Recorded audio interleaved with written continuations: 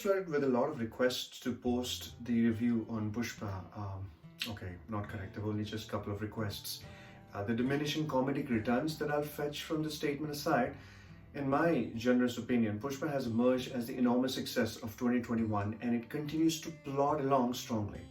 A constellation of reviews has already been orbiting the online universe praising the movie. Though my bit of broadcasting, my interpretation comes a little late, it does come deserving.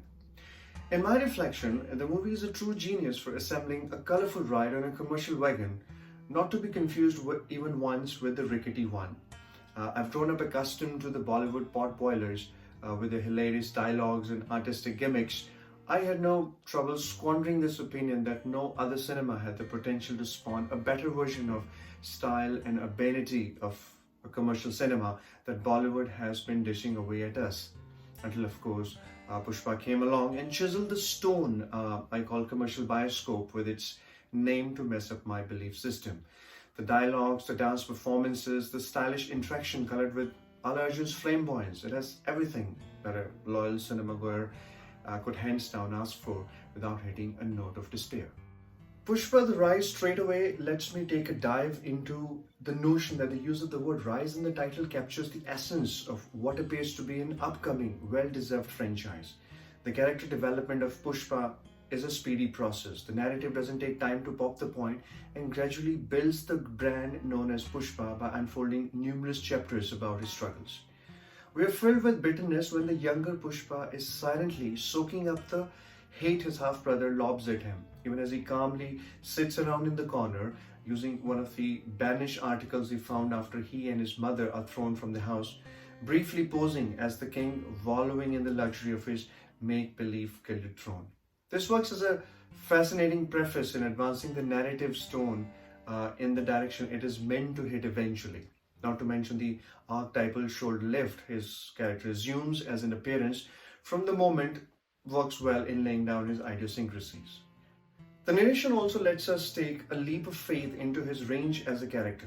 It's an assorted mix of style and confidence in which he spares no moment to evince witty dialogue exchange with other characters, enamoring everyone in his fold.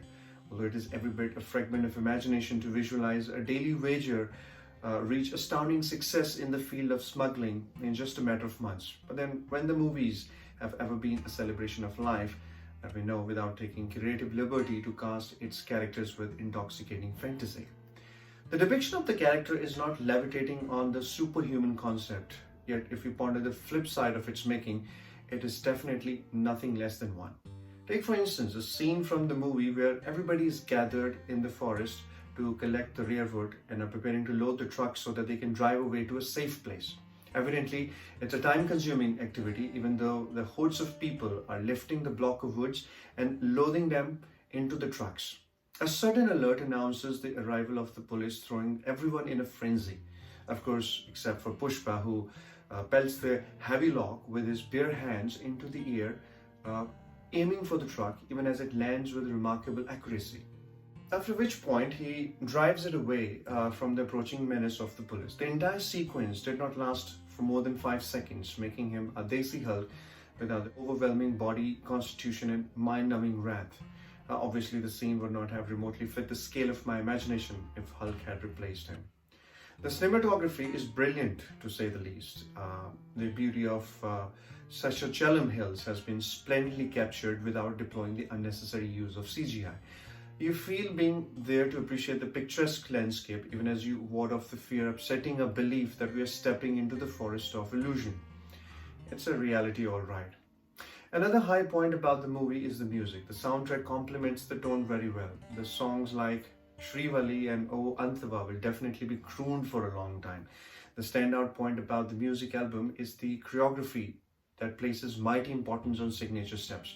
Whether it is Arjun's inexplicable dancing moves in Dako Dako Meka, Samantha smoldering the floor with her arresting antics, or Rashmika's tenacity for her love in Sami Sami, there is no respite when it comes to the continuous flow of creativity. The reels on social media are replete with people broadcasting their uncanny proclivity for imitating the steps specific to a particular signature style, forming a testament that the album is already a success, transcending language and culture. The movie doesn't attempt to establish anything unique or something we haven't seen before. I guess that's where the superstar charm works like magic. The movie's success is definitely buoyed by Arjun's presence, but the main selling point is the treatment of the subject, punctuated by style and wit. I wonder how they will top it up with a sequel after hitting the right spot with the first one. Needless to say, it's a must-watch if you're Arjun's fan, and all the same if you're not. I'll rate the movie 4 and 5. Thank you.